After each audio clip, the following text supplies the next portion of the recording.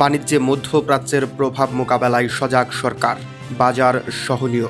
প্রতিমন্ত্রী শরীফুল আলম।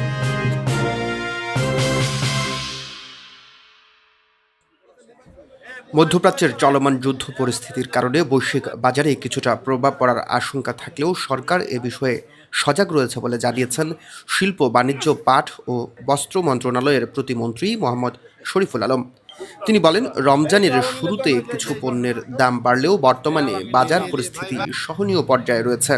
রবিবার বিকেলে কিশোরগঞ্জ জেলা শহরের বড় বাজার পরিদর্শন শেষে সাংবাদিকদের সঙ্গে আলাপকালে তিনি এসব কথা বলেন। প্রতিমন্ত্রী বলেন, মধ্যপ্রাচ্যের যুদ্ধ পরিস্থিতির কারণে জ্বালানি নির্ভর বৈশ্বিক বাজারে কিছুটা প্রভাব পড়ার আশঙ্কা রয়েছে, তবে সরকার বিষয়টি নিবিড়ভাবে পর্যবেক্ষণ করছে।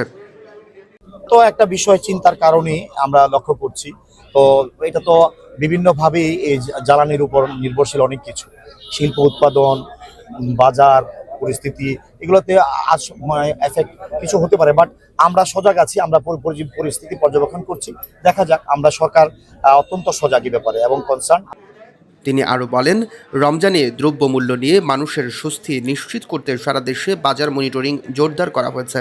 প্রতিমন্ত্রী জানান, ভোক্তা অধিকার সংরক্ষণ অধিদপ্তরের পাশাপাশি টিসিবির একাধিক টিম মাঠে সক্রিয় রয়েছে। নির্বাচিত সরকার আমরা দায়িত্ব পাওয়ার পরেই আমরা বাজারের ব্যাপারে উদ্যোগ গ্রহণ করেছি। এখানে টিসিবি চেয়ারম্যান সাহেবও আসছেন। আমরা সারা বাংলাদেশে পর্যায়ক্রমে আমরা সফর করছি, দেখছি। ঢাকাতেও আমরা বের হয়েছি, বিভিন্ন মার্কেটে যাচ্ছি। আমরা চেষ্টা করছি বাজারটাকে যাতে জনগণের ক্রয় ক্ষমতার মধ্যে থাকে। আসলে আমরা যখন দায়িত্ব নিয়েছি এর দুদিন পরে রোজা শুরু হয়েছে, স্বাভাবিকভাবেই আমরা একটু কনসার্ন বেশি। আমরা যদি আগে থেকে কাজ করতে পারতাম তাহলে বাজারের বিষয়ে আরো বেশি পদক্ষেপ নিতে পারতাম। বাজার পরিদর্শনের সময় তিনি ব্যবসায়ী ও ক্রেতাদের সঙ্গে কথা বলেন এবং সার্বিক পরিস্থিতি সম্পর্কে খোঁজ নেন।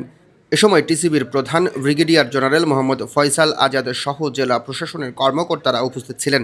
এর আগে তিনি জেলা প্রশাসকের কার্যালয়ে বিভিন্ন দপ্তরের কর্মকর্তা ও স্থানীয় গণ্যমান্য ব্যক্তিদের সঙ্গে মতবিনিময় সভায় অংশ নেন। পরে জেলা শহরের জেলা সরণি মোড়ে টিসিবির ভ্রাম্যমাণ ট্রাক সেল কার্যক্রম পরিদর্শন করেন।